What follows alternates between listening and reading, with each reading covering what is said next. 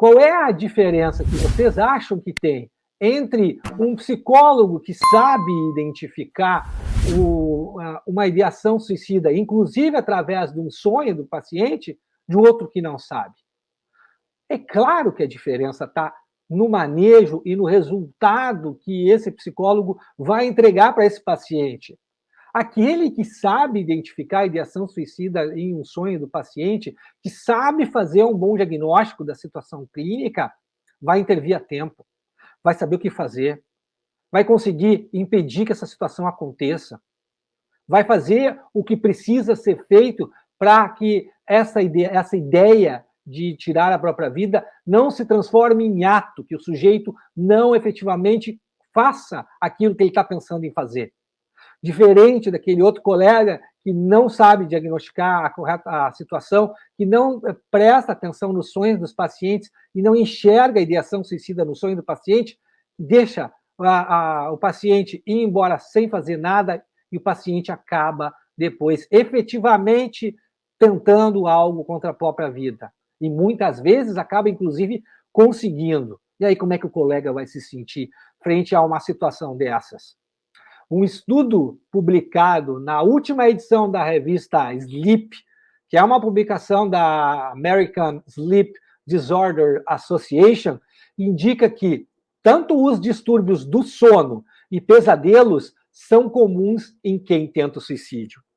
A gente já sabe, se você me acompanha, você escuta eu falar que o sono é um sono de qualidade, é um dos maiores indicativos para que o sujeito tenha uma saúde mental. Sem sono de qualidade, não existe saúde mental. Não tem como o sujeito ter saúde mental se não dorme direito, se não tem um sono restaurador, se não chega na fase REM do sono, que é aquela fase onde mais acontecem os sonhos. E também, se tem muitos pesadelos, esse estudo mostra que está muito associado às ideações suicidas e às tentativas de suicídio, porque é um reflexo da mente do sonhador, é um retrato do que está acontecendo com ele ali. É por isso que os sonhos são tão importantes para a gente estar atento a eles, porque eles mostram o que está se passando dentro da mente do sonhador. O estudo que foi liderado em Gothenburg, na Suécia, ele se focou em 165 pacientes, com idades bem variadas, de 18 a 68 anos, que admitiram nas unidades médicas de psiquiatria que tinham tentado pelo menos uma vez o suicídio em suas vidas. Em 89% desses casos, eles apresentavam algum problema de sono. 89%, veja bem a importância do sono. Em 66%, quase 7 pessoas a cada 10, 6 pessoas e meia a cada 10, referem que tinham pesadelos horríveis que atrapalhavam o seu sono e que tinham influenciado a sua ideação suicida e a sua tentativa de suicídio.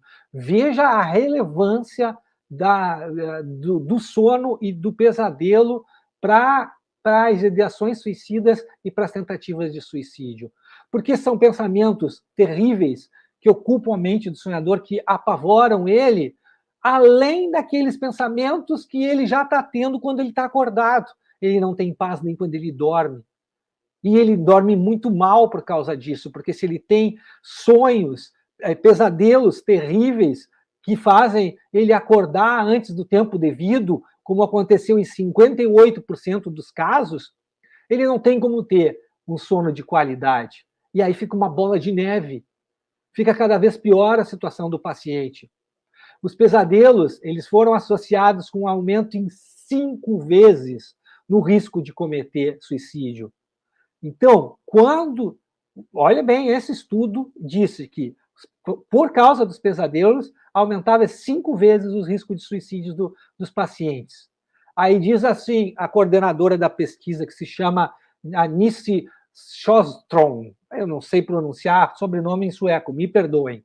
Ela diz assim, a nossa descoberta de uma associação entre pesadelos e tentativas de suicídio não é casual. e deve inspirar clínicos a incluir perguntas a respeito dos distúrbios do sono, especialmente pesadelos, na avaliação clínica de pacientes suicidas. O que isso quer dizer? Isso quer dizer que a gente tem que saber conduzir adequadamente a situação. O que a gente faz em um caso desse? Porque se a gente não sabe conduzir adequadamente a situação, o paciente vai para casa e põe em ato aquilo que ele está pensando em fazer. E se a gente não consegue incluir os sonhos e a interpretação dos sonhos nas nossas perguntas sobre como é que o paciente está dormindo, o que ele está sonhando, a gente deixa um material rico de lado, que tem riscos para a vida do paciente e compromete a eficácia do nosso trabalho, compromete gravemente a eficácia do nosso trabalho. O que a gente pode fazer nesse caso? A gente não pode mandar o paciente embora. Nesse caso, a conduta correta é dar prioridade para o caso que está acontecendo.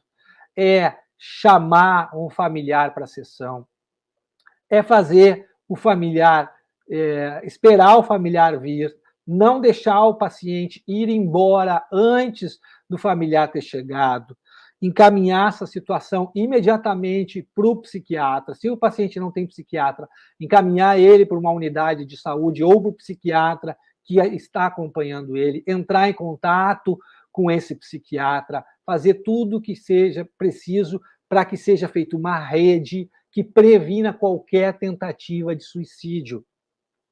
Se o paciente se nega, por exemplo, a se internar, e esse for o caso, sabe o que alguns locais de internação fazem? Para não depois serem responsabilizados para isso, fazem o próprio paciente assinar um termo de responsabilidade, de que ele está assumindo a própria responsabilidade de não ser internado contra as indicações médicas dos médicos que estavam atendendo ele no ambulatório e estavam indicando a internação. De tão grave que é essa situação. Porque as famílias podem depois se virar contra essas pessoas que estão atendendo esses pacientes. Não é uma coisa assim, tanto faz como tanto fez. O nosso trabalho, ele é um trabalho sério, é um trabalho que envolve muita responsabilidade. E por que tem tanta dificuldade no manejo? A dificuldade principal é no início de tudo. Está no diagnóstico. O nosso trabalho, como psicólogo e psicanalista, antes de mais nada, a gente precisa saber com quem que a gente está lidando. Se a gente não sabe com quem que a gente está lidando, como é que a gente vai saber intervir? Como é que a gente vai fazer um manejo específico para uma situação clínica se a gente não conhece o paciente que está na nossa frente? Se a gente não sabe a estrutura que ele tem? Se a gente não sabe o que está passando dentro da mente dele? Se a gente não sabe como o paciente está dormindo? O que ele está sonhando? Se são sonhos, se são pesadelos, que tipo de sonhos, que pesadelos ele tem? Então, tudo começa pelo diagnóstico. O diagnóstico é o pontapé inicial para a gente começar a trabalhar. Um paciente na fase depressiva, ele vai necessariamente ter muitos pesadelos repletos de violência. Ele vai trazer isso. E se você trabalhar com ele isso, se você investigar esses aspectos da vida do paciente, o paciente vai dizer isso para você.